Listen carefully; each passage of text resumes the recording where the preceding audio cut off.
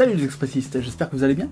Dans cette vidéo, je vais revenir sur Raised by Wolves dans une analyse 100% spoiler divulgachi. Donc si vous n'avez pas vu la série, je vais vous inviter à aller voir plutôt ma critique sans spoiler, donc n'hésitez pas, elle est toujours disponible. Et si vous souhaitez en savoir un peu plus sur l'univers de la série, notamment de la saison 1, eh bien c'est dans cette vidéo que ça va se passer. Il s'agit bien évidemment de mes interprétations, de mes théories. Dans cette vidéo, donc je vais revenir sur quelques points essentiels par rapport à cette saison 1. Je vais également essayer d'interpréter certains éléments qui paraissent un petit peu obscurs, et je finirai également par quelques théories concernant la saison 2 éventuelle, qui normalement a été confirmée, donc normalement pas de panique, on aura bien une saison 2, donc voilà, ça vaut le coup de se poser des questions.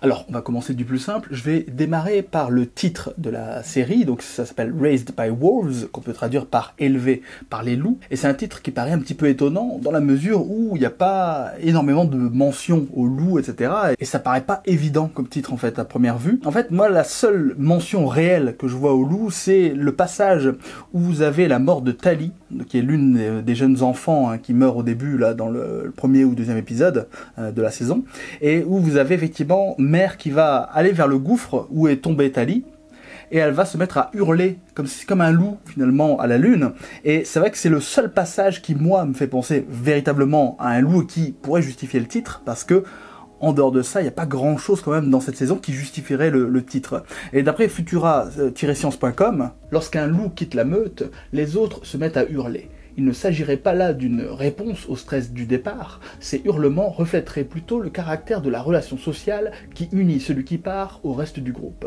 Donc à part ce passage plutôt explicite, c'est vrai que c'est compliqué de justifier avec le reste de la série, et là il y a effectivement ce petit effet un petit peu de meute, ce côté un peu bestial, au moment où il y a la mort de Tali, elle a besoin de l'exprimer de cette façon-là, avec ce hurlement qui paraît un petit peu bestial et qui paraît finalement pas humain, puisqu'un humain ferait pas ça je pense, ou un loup-garou peut-être, et si on compare à la figure du loup-garou, peut-être qu'on pourrait se dire que finalement elle commence déjà à ce moment-là à être une sorte d'hybride entre l'androïde pur, sans sentiments, etc., qui normalement est censé être froid, etc., et un être humain qui est doué de conscience, doué d'empathie, etc., et également de sentiments. Donc peut-être que c'est pour manifester cette hybridation mentale et psychologique. Mais si vous avez des meilleures explications, je suis preneur, donc n'hésitez pas dans les commentaires, surtout à échanger, à débattre et à faire part de vos suggestions, je vous en remercie d'avance. Je vais revenir rapidement sur le dernier épisode, et notamment sur quelques éléments de ce dernier épisode. On a par exemple ce passage avec la navette qui contient donc père et mère, et aussi le fils serpent ou la fille serpent, enfin l'enfant serpent disons. Et donc tout ce passage où la navette est dans un gouffre et plonge vers le centre de cette planète, Kepler 22b, et elle traverse ce noyau, finalement elle traverse le magma qui est bien au centre pour aller de l'autre côté de la planète. C'est sûrement parce que le matériau utilisé par la navette est vraiment trop résistant, malheureusement ça les a desservis finalement. Mais bon, après on peut se demander aussi pourquoi ils n'ont pas simplement ouvert peut-être le sas. À ce moment-là, le magma se serait engouffré dans la navette et ça aurait éliminé peut-être la créature. Après, est-ce que ce serpent pourrait s'en sortir indemne? C'est possible aussi, on ne sait pas dans quelle mesure la peau de ce serpent peut être résistante. Donc bon, tout est possible, tout est envisageable, mais bon, en tout cas, cette possibilité a été écartée. Ça aurait, dans 99% des cas, éliminé père et mère, ça c'est pratiquement sûr, mais bon, est-ce que ça aurait éliminé le serpent? Je ne sais pas. Et pour moi, l'utilité réelle de cette séquence, ça permet d'éloigner la menace, en fait, parce que si vous aviez eu le serpent qui était resté à proximité des êtres humains, et notamment mené par Campion et par les autres, et bien à ce moment-là, effectivement, la menace aurait été trop proche, et ce serpent, à mon avis, les aurait gobés tout cru très rapidement, donc ça aurait mis fin à la saison 2 très rapidement, je pense, alors que là, l'utilité, c'est que ça permet d'éloigner la menace, puisqu'elle est quand même à l'autre bout de la planète, finalement, puisqu'elle est aux antipodes, à présent. Donc, partant de là, on peut supposer qu'effectivement, l'idée, ça va être de faire en sorte que père et mère rejoignent le campement, ou l'inverse, ou en tout cas qu'il y ait une recherche réciproque, et également que ce serpent soit un petit peu éloigné, vive un petit peu sa vie, avant de devenir une menace véritable, pour que ça permette donc aux protagonistes soit d'échafauder des techniques de survie, soit tout simplement de s'endurcir, de s'entraîner, ou de, en tout cas, parvenir à pouvoir trouver des solutions pour lutter contre ce serpent géant, en tout cas. Bon, j'espère que vous avez le temps, hein, parce que cette vidéo, je pense, va être assez longue. Mais bon, bref, un avis Ciné Express qui porte mal son nom finalement. Un avis série, pas express. Juste avant de poursuivre, je vais également vous signaler que dans la vidéo que j'ai effectuée sans divulgachi, je revenais notamment sur la singularité technologique, donc n'hésitez pas à aller consulter cette vidéo pour en savoir un petit peu plus. Je revenais également sur l'Énéide, qui est un texte de Virgile, un texte antique, donc n'hésitez pas également à consulter la vidéo si vous souhaitez en savoir un petit peu plus. Et en fait, je vous invite à aller voir ça parce que sinon la vidéo va vraiment durer trop longtemps celle-ci, donc voilà, c'est plus simple si vous allez directement revoir cette vidéo. Et j'avais parlé également de la Bible, où là il y a de nombreux parallèles à effectuer en fait. Et dans cette vidéo ici, je vais parler de certains passages, mais je vais faire des parallèles que je vais dresser au fur et à mesure par rapport à certains points. Je vais pas revenir spécifiquement sur une partie consacrée à la Bible, je vais juste en parler quand il y a des parallèles à effectuer par rapport à d'autres éléments de cette saison 1. Mais juste avant, je vais vous inviter à mettre un petit pouce vers le haut si vous avez apprécié ce début de vidéo. Je vais également vous inviter à commenter et à partager, c'est important parce que ça permet de mieux référencer la chaîne, aussi de faciliter ce type de vidéo et de mettre en avant ce type de contenu sur YouTube. Donc je vous en remercie d'avance, et si vous le souhaitez, vous pouvez également vous abonner à la chaîne ainsi qu'aux différents réseaux sociaux de la chaîne. Ça permet de bénéficier de critiques exclusives, des critiques écrites, et si vous le souhaitez également, vous pouvez parler de la chaîne à vos amis et aux gens que vous connaissez. Là aussi, ça aide beaucoup plus la chaîne que ce que vous pensez. Et je vous remercie pour tout, et si parmi vous se cachent des gens un peu plus fortunés que les autres, eh bien n'hésitez pas à me soutenir financièrement sur Tipeee, ça permet de déployer davantage de moyens sur la chaîne, mais aussi, pourquoi pas, de me payer des vacances sur Kepler 22b en pension complète, parce que à cette époque de l'année, il paraît que c'est pas trop mal, en tout cas mieux que dans la série, donc n'hésitez pas en tout cas, je vous en remercie d'avance, j'attends de vos nouvelles pour les vacances. Je voulais revenir sur l'existence de Sol. Je le rappelle, c'est la divinité qui est vénérée par les adeptes de Mithraïque. Et c'est vrai que cette divinité, elle intervient à toutes les sauces avec eux, donc franchement, ils en parlent tout le temps. Et est-ce que Sol existe réellement? Parce qu'on a plusieurs protagonistes qui entendent la voix de Sol, en tout cas ils pensent que c'est Sol qui leur parle, on a notamment Caleb, donc Caleb Marcus si vous préférez, et on a également Paul par exemple, qui entendent donc les voix intérieures, et nous-mêmes en tant que spectateurs, on entend les voix qu'eux ils entendent. Donc à ce moment-là, avec des interférences, etc. Et c'est vrai que ça pose question, est-ce qu'il y a un aspect réellement mystique? C'est possible, à ce moment-là, Sol serait une divinité réelle, si vous voulez, ou en tout cas une divinité au sens où nous on l'entend dans notre société, disons, donc une entité un petit peu transcendante, etc., qui aurait pas forcément de forme visible, donc vraiment une divinité, disons, classique, voilà. Mais il y a d'autres théories possibles par rapport à ça. Est-ce que Sol existe réellement? C'est-à-dire qu'à ce moment-là, il peut y avoir l'aspect de la maladie, ça c'est possible, mais à ce moment-là, on peut se dire que plusieurs personnages qui ne sont pas liés par le même sang, etc., auraient une maladie, c'est-à-dire que, par exemple, de la schizophrénie, des choses comme ça, c'est-à-dire entendre des voix, etc., qui vous disent de faire des choses. Ça arrive, c'est psychiatrique, ça arrive, c'est possible. Bon, c'est une autre possibilité. Moi, ce que je préfère comme possibilité, c'est deux variantes, en fait. La première variante, ce serait un extraterrestre, en fait, tout simplement une forme de vie très évoluée, qui se serait adapté et qui aurait donc évolué avec la connaissance d'une langue humaine, disons, donc ici l'anglais, et qui permettrait ici de donner des instructions, un peu de manipulation à certaines personnes choisies et faire croire que ce sont des élus, en fait, tout simplement. Et donc, bon, pourquoi pas donc un extraterrestre, ou une forme de vie en tout cas extraterrestre. Ça peut être également, et ça c'est une autre solution, des humains du futur, par exemple, pourquoi pas. En plus j'ai vu Tenet récemment, alors du coup ça me fait un peu penser à ça, je me dis bon, pourquoi pas. Ça peut être une variante également, à ce moment-là, ces humains du futur essaieraient de mettre sur les bons rails, si vous voulez, de décision et de cheminement, etc., en termes de choix et de logique, les protagonistes, pour pouvoir les mettre dans une direction qui les arrangerait pour que les événements du futur aboutissent, en fait, tout simplement. Pourquoi pas, ça peut être une idée également. Après, ça peut être également des humains actuels qui interagissent, mais sous couvert d'une dimension divine, et ils pourraient agir avec eux, et tout simplement en leur donnant des instructions qui les arrangent, etc., pour là aussi les diriger un petit peu en coulisses. Après, on peut tout imaginer à ce stade. Ça peut être un androïde évolué pour les mêmes raisons. Ça peut être également des créatures de Kepler 22b, donc des créatures qui étaient déjà ici sur la planète, on l'a vu avec des créatures écorchées, etc. Bon, ils semblent pas suffisamment évolués pour ça, mais il peut y avoir d'autres créatures plus évoluées. On l'a vu par exemple, dans l'épisode 10 notamment, on découvre l'identité de certaines créatures mi-écorchées, mi-êtres humains, qui semblent être des néandertaliens, etc. Bon, avec une peau vraiment écorchée et tout. pourquoi pas, hein, ça peut être des gens de chez eux ou des gens d'une autre civilisation encore, c'est possible. Donc là aussi, hein, tout est envisageable. Je vais revenir également sur un élément qui est fondateur de l'épisode 10, c'est la naissance de l'enfant serpent. Alors je vais l'appeler comme ça parce que c'est plus simple.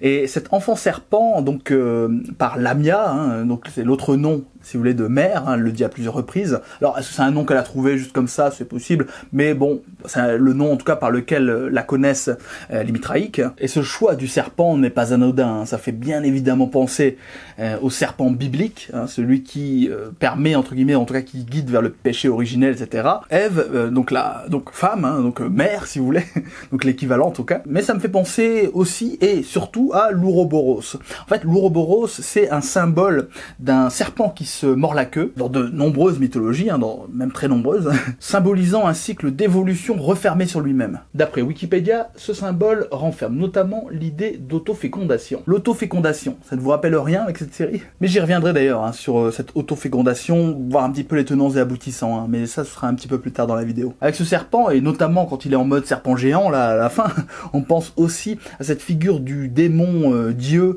Léviathan, hein, qui est un démon marin, un démon serpentesque, si vous voulez, hein, qui est géant là aussi, qui normalement est dans les eaux, mais bon, par rapport à ce qu'il évoque comme menace, etc., le parallèle pour moi me semble assez évident, ou en tout cas possible, si vous voulez. Et je cite encore Wikipédia, il peut être considéré comme l'évocation d'un cataclysme terrifiant, capable de modifier la planète et d'en bousculer l'ordre et la géographie, sinon d'anéantir le monde.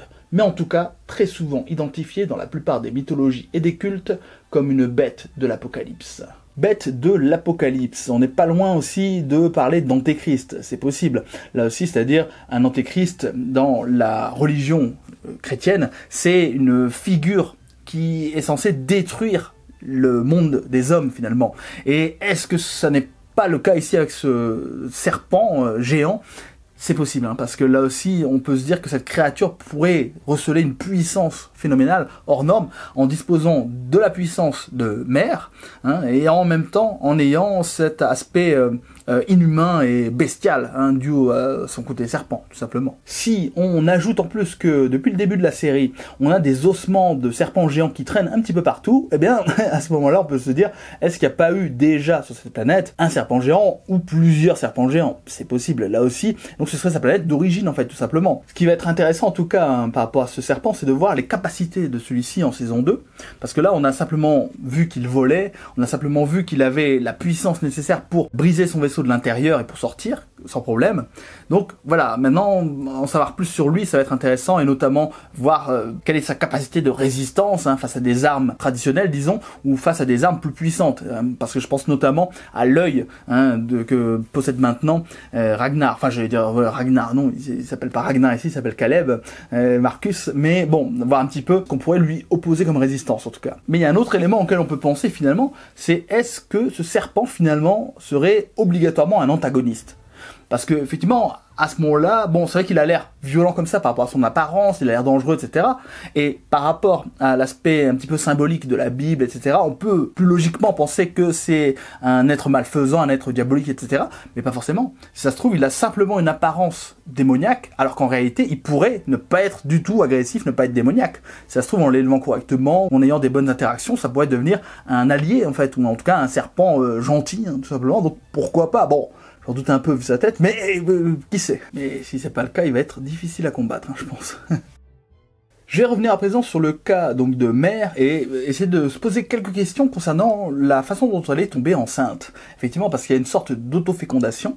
Alors, elle est à nuancer, hein, cette autofécondation, parce que effectivement on voit que c'est par un processus virtuel, alors dans une simulation, donc normalement à partir du moment où c'est virtuel, on se dit qu'il n'y a pas de conséquences physiques, mais comme ça touche un androïde, qui en plus n'est pas censé utiliser cette simulation, puisqu'elle n'est pas conçue pour les androïdes, et à ce moment-là, elle s'accouple avec la mémoire, ou en tout cas avec des enregistrements correspondant à son créateur, hein, donc son créateur Campion Sturges, et si vous voulez, le passage, donc, alors c'est hyper clair, hein, tout ce passage avec des coulées de blanc et tout, alors Ça fait penser effectivement au plasma sanguin, si vous voulez, des androïdes. Donc ce qu'ils ont quand ils saignent, en fait ils saignent pas avec du sang rouge, mais ils saignent avec une substance blanche. Donc ça fait penser à ça. Mais ça fait bien évidemment penser aussi aux semences masculines. Hein. Je dis pas le terme parce que sinon la vidéo va être démonétisée, je pense. Donc je préfère pas le dire. Donc bon, ça fait penser à la semence masculine. On a l'impression vraiment d'un bain ou une douche de semences masculines. C'est un peu horrible cette scène, mais bon bref. Mais elle avait l'air contente en tout cas. Donc voilà, je vous fais pas un dessin, mais c'est vrai que ça représente totalement la reproduction et la possibilité ensuite d'avoir un enfant, etc. Mais on a d'ailleurs une explication qui tient alors plus ou moins la route de Mère, où elle explique que effectivement, elle a eu la capacité révélée en fait de pouvoir créer ce fœtus elle-même, notamment après cet accouplement, parce qu'il y a eu sans doute la mise en place, ou en tout cas elle a eu accès en tout cas à une archive lui permettant de faire en sorte de pouvoir créer ce fœtus en elle.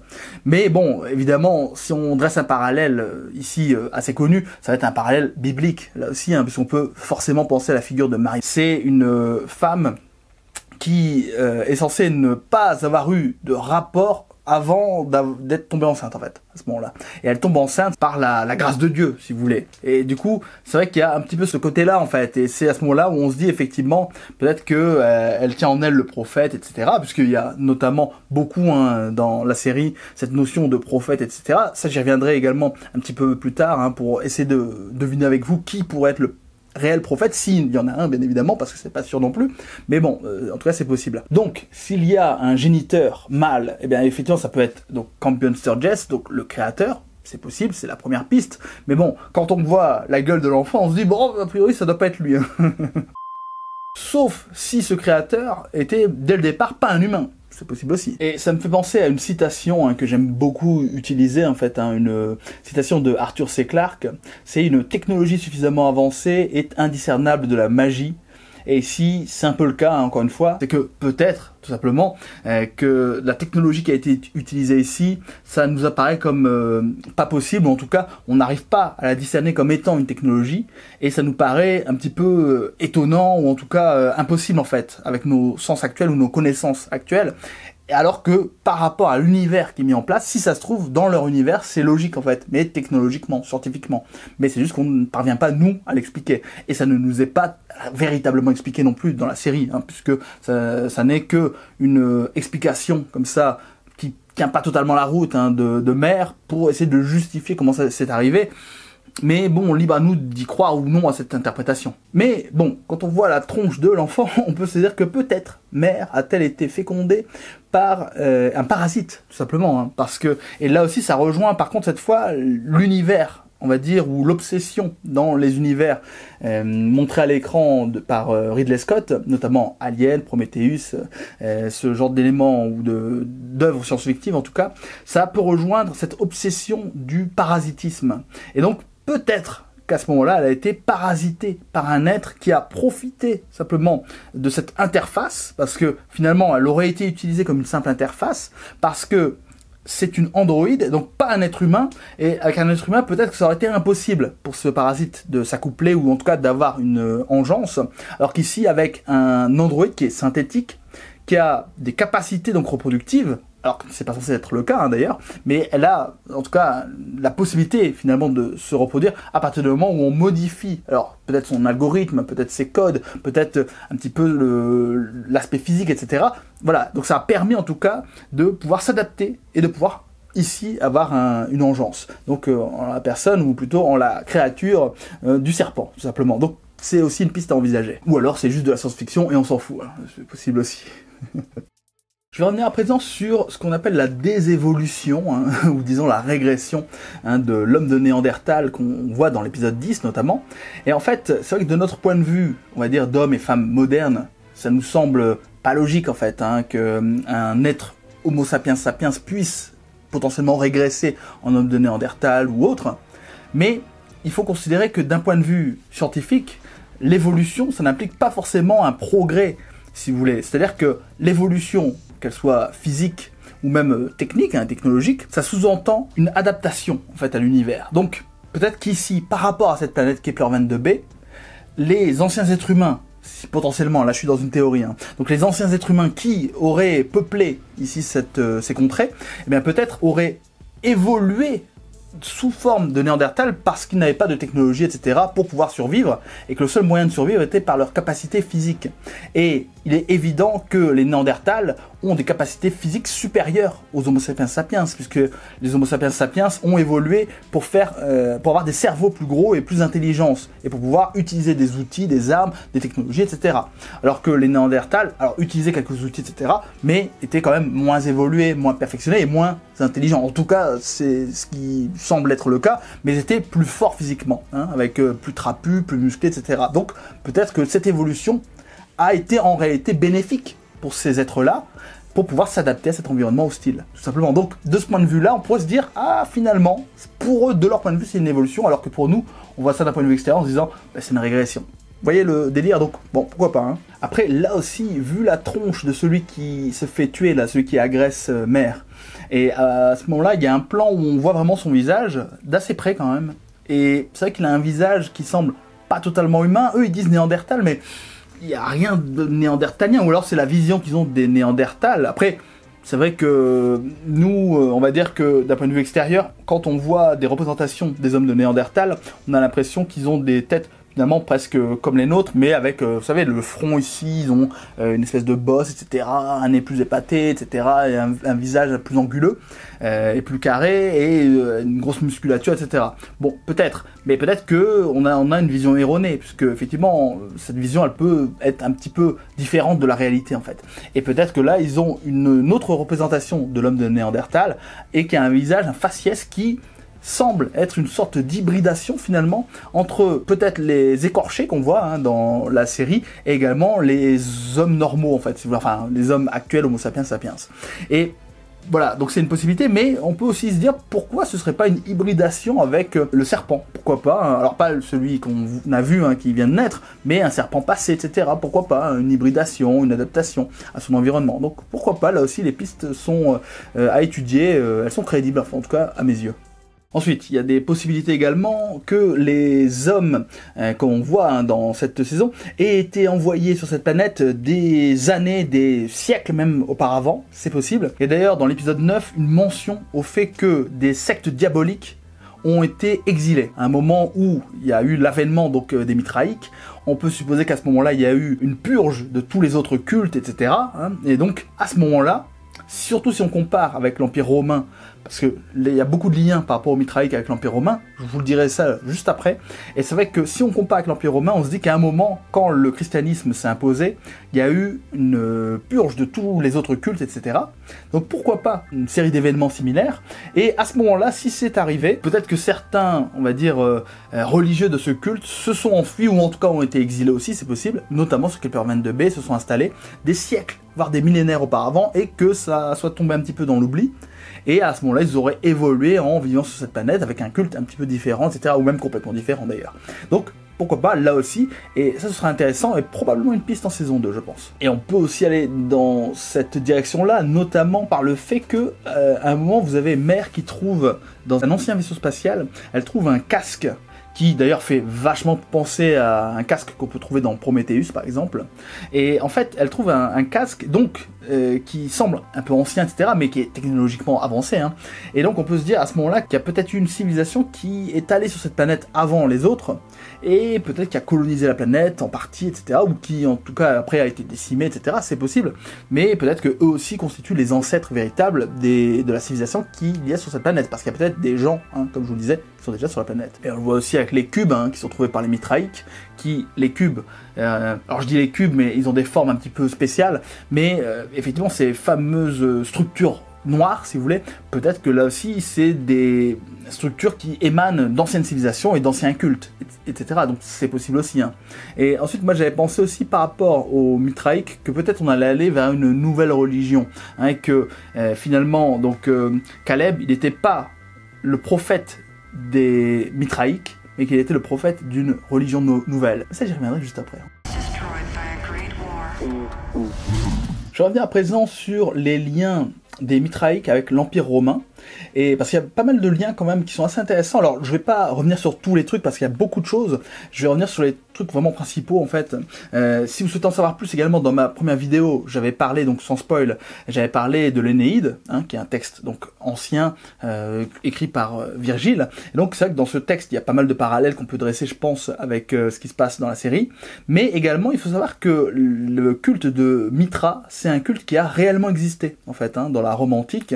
Et c'est un culte aussi appelé mitraïsme ou mitriacisme. Donc voilà, ça, c'est aussi les autres noms. D'ailleurs, si vous souhaitez en savoir plus, je mets des liens en description, donc n'hésitez pas à aller voir tout ça. Hein. Je mets des liens d'à peu près tout ce qui semble un petit peu obscur, ou alors quand je fais des citations, etc., il y a les liens en description, donc n'hésitez pas en tout cas à aller voir ça. Hein. Et c'est un culte qui est probablement apparu au IIe siècle en Perse, et qui ensuite s'est répandu notamment dans l'Empire romain, et qui est lié avec un syncrétisme de la religion Sol Invictus. Alors, deux éléments, hein. Un syncrétisme, ça veut dire une sorte de fusion, si vous voulez, avec d'autres éléments hein, qui sont empruntés. Donc ici, il y a une religion Sol Invictus, donc Sol Invictus, qu'est-ce qu'on a? On a Sol, hein, évidemment, donc le soleil, le nom du dieu ici du mitraïsme dans la série, et également Invictus, donc invaincu, hein, donc le soleil invaincu, voilà, un culte solaire. Ensuite, comme autre élément intéressant par rapport à cette filiation romaine, on a notamment dans le dernier ou les 2 derniers épisodes, je ne sais plus, cette idée d'une relique qui est une dent, en fait,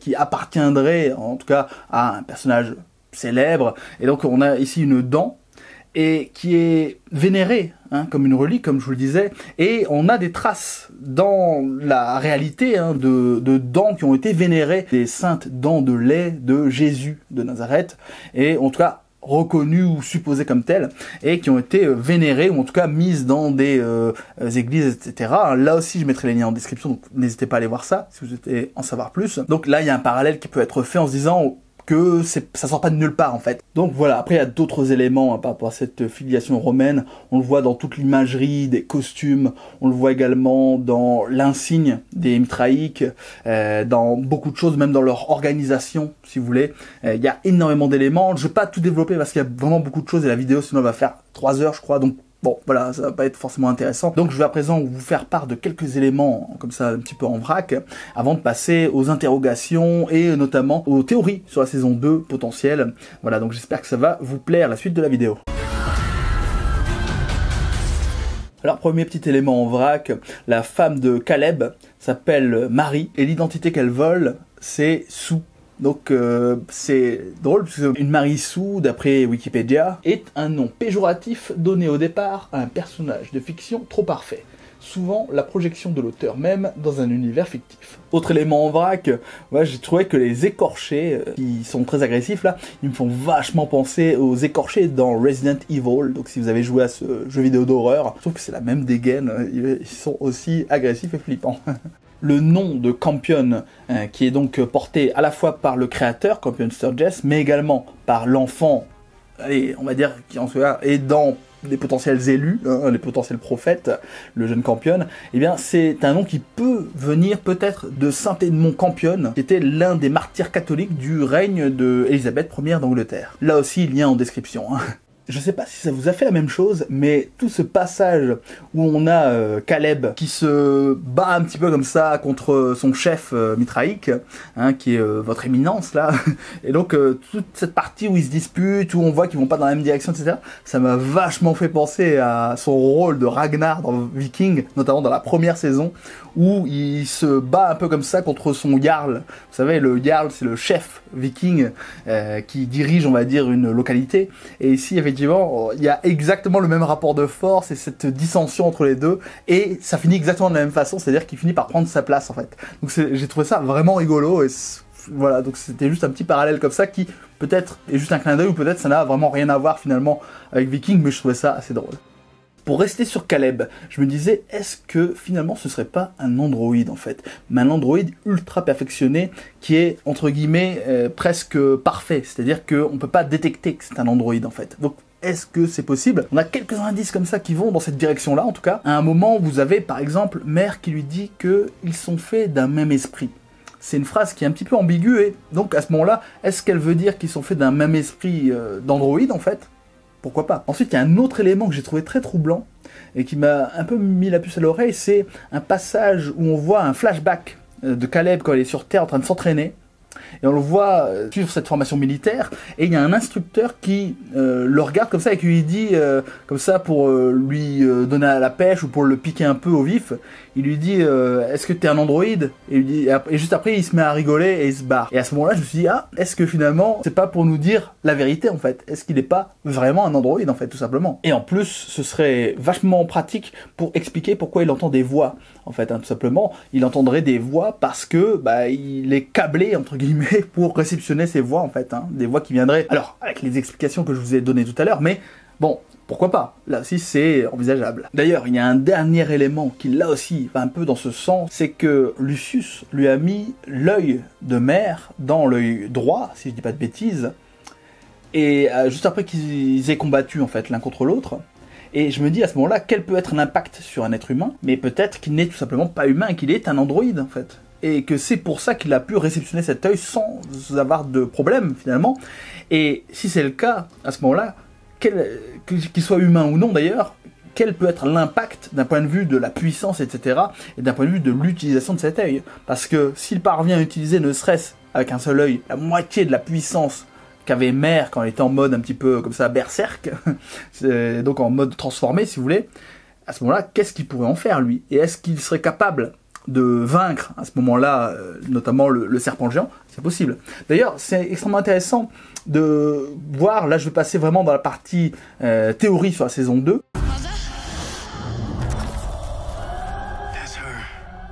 Et donc dans cette partie théorie, je me disais donc que ce serait intéressant de voir par rapport à Caleb sa nouvelle interaction là, puisque on le voit dans le dernier épisode tomber sur un groupe d'athées en fait qui viennent d'un vaisseau là, un vaisseau mère avec porteur d'espoir, sans doute une nouvelle arche, une arche supplémentaire, ou alors la propre arche finalement des athées, puisqu'on a vu l'arche des Mitraïques, mais on a vu également donc la navette qui n'était pas véritablement une arche, mais qui était la navette des athées. Mais il y a peut-être la véritable arche, si vous voulez, équivalente de l'arche des Mitraïques, qui donc vient d'arriver sur cette planète. Et donc, eux, ils ont un vaisseau qui, a priori, est valide, qui va pas être détruit, en tout cas pas dans l'immédiat. Peut-être par la suite par le serpent, c'est possible. Mais bon, le vaisseau, lui, donc l'arche des Mitraïques avait été détruit par Mère en mode berserk. Mais ici, est-ce que ce vaisseau qui est en bon état, ils ont des ressources, ils ont du matériel, ils ont des hommes et des femmes, ils vont implanter, je pense, une véritable colonie. Si c'est l'équivalent aux Mitraïques, ils sont environ 1000 personnes, peut-être plus, peut-être un peu moins, pourquoi pas. Mais en tout cas, ça va changer l'équilibre des forces un petit peu. Et donc, moi, je suis vraiment impatient de voir ça, parce que quelle va être l'interaction? Est-ce que, finalement, Caleb ne va pas s'imposer à eux, devenir leur nouveau chef, en fait, tout simplement, c'est possible. La création d'un nouveau culte, etc., c'est possible. Parce que vraiment, moi, je reste convaincu que Caleb il pense entendre la voix de Sol, mais il y a plusieurs signes qui vont vers le fait de la création d'un nouveau culte, en fait. Vous avez notamment ce passage de l'église qui est le plus frappant pour moi, où lui, il peut interpréter ça, donc l'incendie qui a lieu dans l'église en construction, il peut interpréter ça comme non, il ne faut pas continuer le culte de Sol, il faut détruire ce culte parce que effectivement on brûle cette église, parce que je ne veux plus d'une église pour ce culte, en tant que Sol, entre guillemets, mais on va créer un nouveau culte qui va remplacer ce culte mitraïque, donc pourquoi pas, c'est possible là aussi. Dites-moi d'ailleurs en commentaire ce que vous en pensez, parce que ça m'intrigue beaucoup. Ce qui m'intrigue également beaucoup pour la saison 2, ça va être l'interaction face à la créature géante, donc le serpent géant. Est-ce que d'ailleurs ce serpent géant sera une sorte de menace, qui va être placée un petit peu comme une épée de Damoclès, et qui finalement n'arriverait qu'en fin de saison? Pourquoi pas, c'est tout à fait envisageable. À ce moment-là, on verrait l'évolution, les interactions entre les différentes civilisations, les différents groupes de survivants. Peut-être, et moi je pense qu'il pourrait y avoir une alliance, finalement, malgré leurs différences, entre tous ces êtres humains, croyants et non-croyants, contre une créature commune, parce que, généralement, et au fil des époques, au fil des millénaires, on a souvent vu que face à un ennemi commun, des groupes disparates et des groupes même parfois antagonistes se lier et se liguer contre un ennemi fédérateur. On l'a vu par exemple, alors je donne un petit exemple, hein, avec par exemple les tribus gauloises qui étaient contre l'Empire romain, hein, pour garder encore une fois un petit parallèle comme ça antique avec l'Empire romain, qui se sont liés contre un ennemi beaucoup plus puissant, donc les tribus gauloises qui étaient très différentes, hein, qui étaient dans la Belgique actuelle, qui étaient en France actuelle, etc., qui se sont liées alors qu'elles n'avaient soit rien en commun ou pas grand-chose. Il y avait un terreau de civilisation en commun, mais il y avait des langues différentes, des cultes différents et des croyances, etc., différentes. Et donc ça les a pas empêchés de se liguer, malgré leurs différences, contre un ennemi commun. Donc pourquoi on pourrait pas avoir ça, une fédération, finalement, des humains encore vivants, et plus les androïdes, contre ce monstre géant qui serait une menace suffisante, en tout cas, pour que ce soit le cas. On peut aussi envisager l'émergence d'un nouvel allié, un allié qu'on n'a pas encore vu, parce que en saison 2, il peut y avoir des nouveaux personnages, tout simplement. Hein, on peut donc, pourquoi pas, se poser plein de questions là-dessus. Donc j'aurai pas vraiment de réponse là-dessus, parce que on peut se poser tellement de questions, ça peut partir dans toutes les directions, mais pourquoi pas l'émergence d'un nouvel allié très puissant, ou si ça n'est pas un allié, une arme suffisamment dévastatrice qui serait dans le vaisseau spatial, là, l'espèce de vaisseau mère que vous avez, qui permettrait de battre en un rayon comme ça, je sais pas, un canon à ion, j'en sais rien, qui pourrait permettre de battre la créature. Donc pourquoi pas là aussi, hein, ça peut être très intriguant de voir ça, parce que, comme je vous le disais, ils ont des ressources, les AT, puisque eux, ils arrivent avec un vaisseau qui est en bon état. Donc ils ont des ressources techniques, des ressources technologiques et des ressources également en équipement, en matériel et en être humain. Et après, on pourrait aussi avoir l'alliance, pourquoi pas, de Caleb et de Mère. Si les deux retrouvent une partie de la puissance, hein, des yeux, là, ça pourrait faire très très mal. En saison 2, on peut aussi supposer qu'on va être sur l'exploration, hein, de nouvelles terres sur cette planète, puisqu'on nous tease depuis toute la saison pratiquement le fait qu'on va aller explorer un petit peu l'équateur, et notamment aller dans des contrées plus vivable, en tout cas moins hostile, avec plus un meilleur climat, etc. Donc pourquoi pas. Et il y a également en plus le fait que après avoir traversé le centre de la Terre, enfin le centre de Kepler si vous voulez, on a père et mère qui se retrouvent de l'autre côté de la planète, également avec le serpent géant. Donc peut-être que on va voir un petit peu ce qui se passe de ce côté-là et que ça permettrait de découvrir des nouveaux environnements. Par exemple des forêts luxuriantes, par exemple je sais pas, de la toundra, enfin d'autres types en tout cas d'environnement, c'est possible aussi, et à ce moment-là, on aurait vraiment l'évocation de deux types d'environnement, avec l'environnement découvert à présent et exploré davantage par les survivants du côté de Campion, etc., et les survivants père et mère de leur côté. Donc pourquoi pas, avec également une petite histoire d'amour tranquille de leur côté. Parce qu'on a vu, c'est vrai, l'évolution de leurs sentiments et également l'émergence de sentiments réellement humain en fait, hein, et notamment à travers la jalousie de père. Quand il a appris que mère avait copulé avec quelqu'un d'autre, il était vraiment jaloux, il était vénère, il en est même allé jusqu'à vouloir qu'on efface sa mémoire pour effacer cet intérêt qu'il avait pour mère, parce que en réalité ils sont tous les deux en train d'émerger vers une conscience personnelle, une conscience qui leur est propre, vers la singularité technologique, mais là aussi je vous invite à aller voir la première vidéo, hein, puisque là j'en parlais un petit peu plus en détail. Ensuite, on peut se demander, est-ce qu'on aura les réponses concernant le prophète? Alors, potentiel prophète, hein, est-ce qu'il y a réellement un prophète? Le doute est permis. Est-ce que si on a un prophète, ça peut être Campion, puisque c'est lui finalement le jeune qui mène un petit peu les gens, et c'est lui qui a entre guillemets le plus d'expérience sur cette planète, etc. Hein, mis à part père et mère, et il est séparé de père et mère maintenant, donc c'est lui qui va devoir vraiment prendre des décisions, je pense. Et on ne sait pas d'ailleurs si le personnage de Sue va survivre, puisqu'elle a été blessée, etc., hein, par Paul, on ne sait pas si elle va survivre. Donc si jamais elle meurt, bah, forcément, c'est pas elle qui va pouvoir diriger, hein, forcément. Par contre, si elle survit, comme c'est une adulte, peut-être que c'est elle qui va diriger finalement. Mais en tout cas, je pense que Campion va prendre de plus en plus de leadership. Donc ça, c'est possible. Et il pourrait être le prophète, ou en tout cas un prophète, parce que là aussi, il y a une possibilité, c'est qu'on ait plusieurs prophètes. Ça, faut pas oublier, si on a l'émergence d'un nouveau culte. Parce que, au départ, Campion, il n'est pas totalement athée, en fait. Il est naturellement enclin à vouloir apprécier un culte, mais pas forcément le culte mitraïque, qui va peut-être créer un nouveau culte, c'est possible.